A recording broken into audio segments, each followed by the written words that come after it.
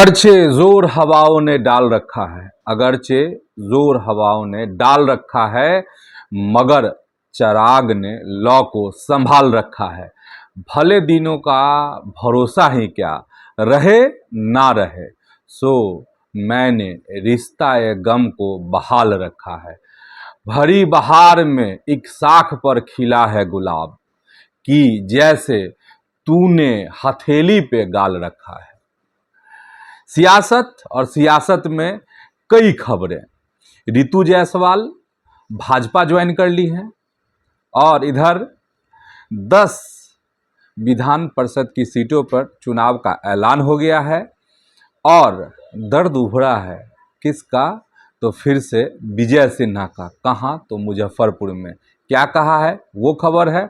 और सबसे आखिरी और महत्वपूर्ण खबर आपको बताएंगे कि बांकीपुर विधानसभा में जो चुनाव होने वाले हैं, तो अगर एक तरफ से प्रशांत किशोर चुनाव लड़ेंगे तो दूसरी तरफ का महारथी कौन हो सकता है?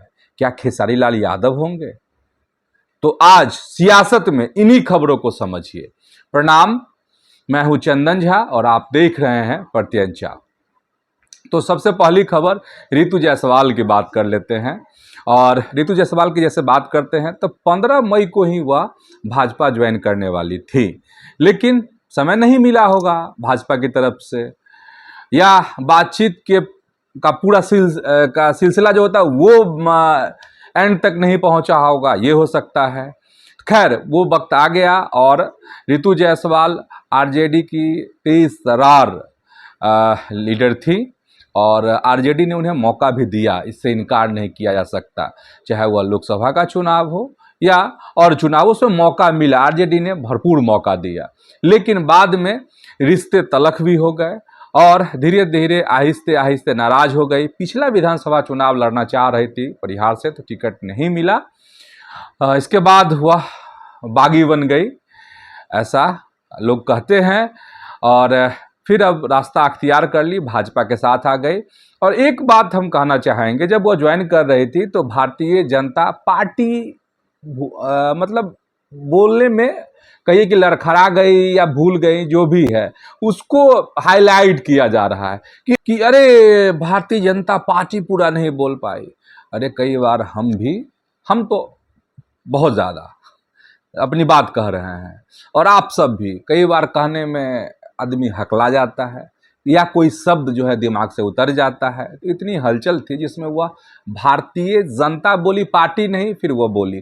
तो ये कोई बड़ा मुद्दा नहीं है और इसको लेकर उनको बस सबके हेडलाइन यही देख रहे हैं, तो ये मेरे समझ से बाहर की बात है। क्या जो पत्रकार इसको हेडलाइन बना रहे हैं वह कभी बोलने में नहीं चुके हैं क्या? ठीक है, खैर चलिए, अब बोलने की बात कहेंगे तो संजय सरावगी भी गड़बड़ा गए थे। भाजपा के बदले वो कह दिए कि सब आरजेडी में ज्वाइन किए हैं। तो ये सब छोटी छोटी बातें हैं। खैर, मूल बात हम आना चाहते हैं, हम बहुत ज़्यादा कुछ कहना नहीं चाहते हैं रितु जायसवाल पर। और रितु जायसवाल को मैं तब से जानता जब वह सिर्फ सिंहवाहिनी पंचायत की मुखिया हुआ करती थी, और उस समय में मैं 10 साल पहले की बात कर रहा, करीब 11 साल जब वह मुखिया थी तब हमने उनसे बातचीत की थी और मैं उस समय में एक बड़े अखबार में काम किया करता था। तो जब वह इस तरह के पॉलिटिक्स में नहीं आई थी, मुखिया थी लेकिन इस तरह के पॉलिटिक्स में नहीं आई थी, तो बड़ी लंबी मेरी बातचीत हुई है, तो बहुत नज़दीक से जानने समझने का मौका भी मिला है। खैर, उस बातचीत को हम छोड़ देते हैं, अब इस बात पर आते हैं। एक लाइन में इस खबर को समझिए, और खबर यही है कि भाजपा शिवहर में अपना एक ताकतवर प्रत्याशी तैयार करने की कोशिश, तेज तर्रार। ताकत का मतलब यहाँ पे बाहुबल से नहीं है, ताकत का मतलब आपको एक अच्छे लीडर शिप उभारने की कोशिश हो रही है। और वहां से रमा देवी, उम्र भी हो गई है, हालांकि सियासत के हौसले उनके अभी कम नहीं हुए हैं। अब आनंद मोहन की पत्नी लवली आनंद वहां से सांसद हैं। लेकिन अंदर खाने की खबर यही है और टास्क भी यही दिया गया है किसको, तो रितु जायसवाल को, कि आपको अगला लोकसभा चुनाव लड़ना है। यह पर्दे के पीछे की बात है, यह आधिकारिक नहीं है। अभी आपको लोकसभा चुनाव लड़ना है, आपको सिर्फ परिहार विधानसभा पर सिमट के वहां पर नहीं रहना है, आपको शिवहर लोकसभा के लिए आप तैयारी कीजिए। ये होमवर्क है और इसी शर्त पर उनकी एंट्री हुई है कि आइएगा तो आपका ये काम रहेगा। तो वहां की सियासत बदलने वाली है। और आनंद मोहन पिछले दिन जो छटपटाए थे, बहुत तरह के जो बयान आए थे, कहा जा रहा है कि छटपट छटपट कर रहे थे, तो वो इसके सबके पीछे बहुत सारे कारण हैं, तो उसमें एक ये भी कारण है। तो खैर रितु जायसवाल जो है बीजेपी अब ज्वाइन कर चुकी हैं। तो दो लोगों को वहां धक्का, एक रामा देवी और दूसरा आपको लवली आनंद। तो ये खबर का मतलब एक लाइन में आपको हम समझाने की कोशिश कर रहे थे। दूसरी खबर अगर आप कहेंगे तो इधर ये समझ लीजिए, मुजफ्फरपुर में थे सोमवार को कौन, तो कृषि मंत्री हैं विजय सिन्हा। और बस शॉर्टकट में बताते हैं, उन्होंने कहा मुजफ्फरपुर में लीची अनुसंधान केंद्र में उनका कार्यक्रम था, उसमें उनका दर्द झलका। और दर्द में जो कहा कि देखिए मैं एक ऐसा विद्यार्थी हूँ, या जिसको ऐसे समझिए कि वह परीक्षा की तैयारी किसी और विषय की करता है, जब परीक्षा आता है तो सवाल जो हैं वो किसी और विषय के आ जाते हैं, सब्जेक्ट ही उनका बदल जाता है। तो इस तरीके से, और कहा जा रहा है कि ये जो उनके भाव थे, उनकी जो ये भावना जो उन्होंने व्यक्त की, वो ठीक उसी के लिए है जिस कि उनको उचित, कहा जा रहा है कि उचित सम्मान नहीं मिला। और डिमोशन पर डिमोशन उनका जो है अब जो हो रहा है उसके बारे में है, मतलब मंत्रालय जो है, कृषि मंत्रालय मिलने से वह खुश नहीं है। तो ये है उनका दर्द, ये उभरा था। तो बहुत शॉर्टकट में ये खबर हमने आपको बता दी है।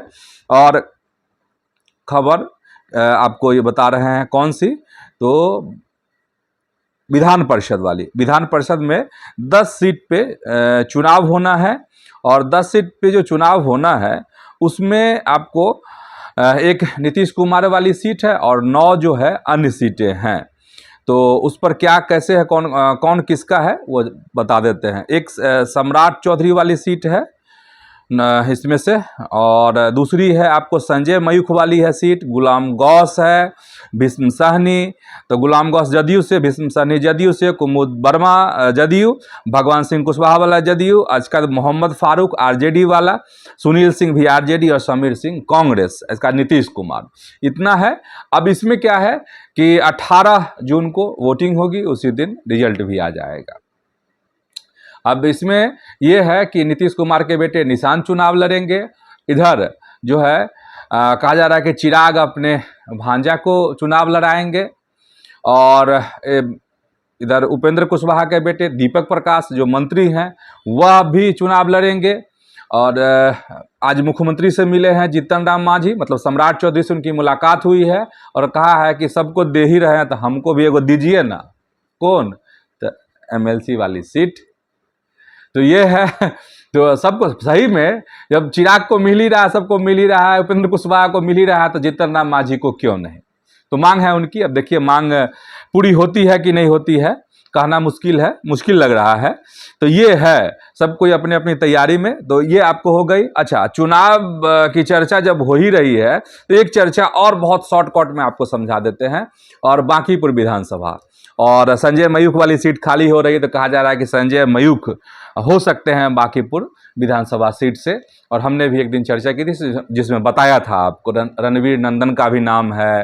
फिर ये आपको अरुण सिन्हा के जो बेटे हैं आशीष सिन्हा, उनका भी नाम है। उनकी भी इच्छा है, आशीष की भी इच्छा है कि वह बांकीपुर से यह जो उपचुनाव है नितिन नवीन वाली, वह उस सीट से चुनाव लड़े। पता नहीं आशीष सिन्हा को मौका मिलेगा कि नहीं मिलेगा, संजय मयूख को मौका मिलता है कि नहीं, या फिर क्या रणवीर नंदन को मौका मिलेगा कि नहीं मिलेगा। लेकिन सियासत जो है एक अलग तरह की करवट यहां पर ले रही है। कहां पर, तो बांकीपुर विधानसभा में। और आप सभी जानते ही हैं कि बांकीपुर विधानसभा से के ही विधायक थे नितिन नवीन, जो बाद में राज्यसभा चले गए बीजेपी के राष्ट्रीय अध्यक्ष। तो यहाँ पे चर्चा यही है कि प्रशांत किशोर जो है यहाँ से चुनाव लड़ेंगे, जनसुराज पार्टी यहाँ से चुनाव लड़ेगी। और प्रशांत किशोर से जब यह सवाल किया गया क्या आप बांकीपुर विधानसभा का जो उपचुनाव है वो लड़ने जा रहे हैं, तो उन्होंने इसका जवाब भी दिया है। एक लाइन का जवाब समझिए, उन्होंने कहा कि भाजपा को हराने के लिए मुझे जो भी करना होगा सारा काम करेंगे। तो एकदम दृढ़ निश्चय की तरह एक योद्धा जो होता है उस मोड में प्रशांत किशोर आ रहे हैं। और इस पर हम चूंकि बात कर चुके हैं इससे क्या इम्पैक्ट हो सकते हैं, तो लड़ना भी चाहिए प्रशांत किशोर को अगर राजनीति करनी है तो, या फैसला हुआ उनको पहले ही करना चाहिए था, 25 का चुनाव ही लड़ना चाहिए। खैर चलिए, उपचुनाव वह लड़ेंगे।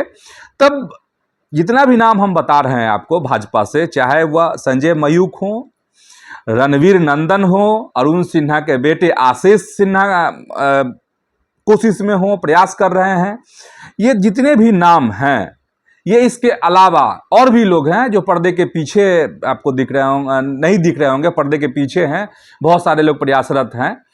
तो इसमें एक मुलाकात जो पिछले दिन हुई, खेसारी लाल यादव भोजपुरी फिल्मों के सुपर स्टार कहे जाते हैं, और हालांकि 2025 का चुनाव वो लड़े थे, छपरा से नहीं जीत पाए। तो जो पिछले दिन मुलाकात हुई, नितिन नवीन से भी मुलाकात हो गई और साथ ही बिहार के मुख्यमंत्री सम्राट चौधरी से भी उनकी मुलाकात हो गई। तो इससे कहा जा रहा है कि ये मुलाकात सामान्य नहीं थी। हालांकि खेसारी लाल यादव ने कहा कि वह बस मिलने आए थे, क्योंकि एक बिहार का बेटा है जो ये विश्व की सबसे बड़ी पार्टी के राष्ट्रीय अध्यक्ष हैं, तो इससे गर्व होता है, इसलिए हम मिलने आए थे उनसे, नितिन नवीन से। लेकिन कहा जा रहा है बात सिर्फ इतनी नहीं है।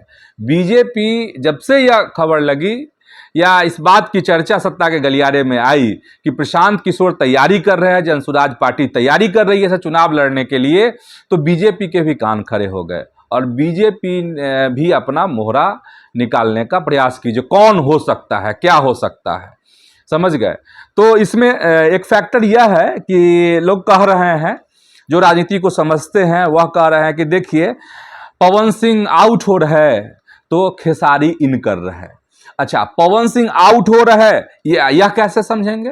तो पवन सिंह जो आउट हो रहे हैं, कहा जा रहा है कि राज्यसभा का टिकट उनको नहीं मिला, उनके जगह पर शिवेश राम को भेज दिया गया और नितिन नवीन तो गए ही, ठीक है। और बंगाल में जो चुनाव प्रचार हुआ उसमें तमाम भोजपुरी फिल्मों की दुनिया के जो कलाकार हैं वह भाजपा के पक्ष में चुनाव प्रचार करने के लिए बंगाल पहुंचे, पवन सिंह नहीं गए वहां पर। सम्राट चौधरी का जो कैबिनेट का विस्तार कार्यक्रम हुआ गांधी मैदान में, उसमें नजर नहीं आया, उसमें भी उन्होंने शिरकत नहीं की। तो और चौथा कहा जा रहा है कि जो सोशल मीडिया है उस पर सम्राट चौधरी मुख्यमंत्री बने, लेकिन उन्होंने बधाई तक नहीं दी, जबकि सम्राट चौधरी से कहा जाता है कि पवन सिंह के एकदम एक अलग तरह के रिश्ते हैं। सम्राट चौधरी पर आरोप भी लगा था जब चुनाव हारे थे, कौन, 2024 वाला लोकसभा चुनाव, उपेंद्र कुशवाहा, तो कहा गया था कि पवन सिंह को मोहरा बनाया था और सम्राट चौधरी ने ही मोहरा बनाया था।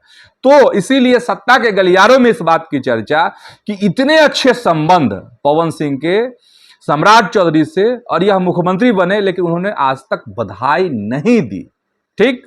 तो इससे कहा जा रहा है कि दूरी बढ़ रही है और भाजपा साइडलाइन कर रही है इनको, और ये साइडलाइन हो रहे हैं पवन सिंह।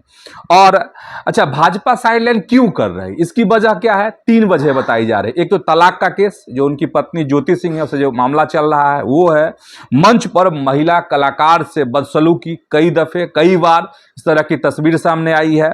और 2024 में जो पार्टी से बगावत उन्होंने की थी, आसनसोल से टिकट मिला था, लड़ने से मना कर दिया था उन्होंने कि ना हम तो लड़ेंगे तो बिहार से, आरे से लड़ेंगे, आरा से। तो उस समय में तो ये सारी चीजें हैं, इसलिए बीजेपी नाराज और साइड कर रही है। और इन कर रहे हैं कौन? तो खेसारी लाल यादव। और जानते हैं, अगर प्रशांत किशोर चुनाव यहां लड़ते हैं तो खेसारी लाल यादव बीजेपी से चुनाव लड़ सकते हैं, यह है। हालांकि ना अभी बीजेपी से इस बात की पुष्टि हो पाई है और ना ही खेसारी लाल यादव ने कहा है, लेकिन पिछले दिन की जो मुलाकात है वह बड़ा इशारा है। और इस मुलाकात से समझिए कि बिहार की सियासत जो है गजब टर्न है। बिहार की सियासत का आप विश्वास नहीं कर सकते, हमको भी यकीन नहीं हो रहा है कि यह भी हो सकता है। तो यह भी हो सकता है, मतलब अगर प्रशांत किशोर खुद चुनाव लड़ते हैं तो कोई मजबूत कैंडिडेट ही होगा, ठीक है। और प्रशांत किशोर की तुलना में संजय मयूख मजबूत हैं कि नहीं, रणवीर नंदन मजबूत हैं कि नहीं, और प्रशांत किशोर की तुलना में अरुण सिन्हा के बेटे आशीष सिन्हा क्या टक्कर दे पाएंगे? तो आज हम कुछ नहीं बोलेंगे इस पर, आज आपको कमेंट करना है, अब बताना है कि आखिर अगर प्रशांत किशोर लड़ते हैं तो उनको टक्कर कौन दे सकता है बांकीपुर में। तो आज सियासत में इतना ही। YouTube पर प्रत्यंचा को सब्सक्राइब कर लीजिए, फेसबुक पर प्रत्यंचा के पेज को आप फॉलो कर लीजिए। वीडियो अच्छा लगे तो इसको लाइक कीजिए, शेयर भी कर दीजिए। धन्यवाद, प्रणाम।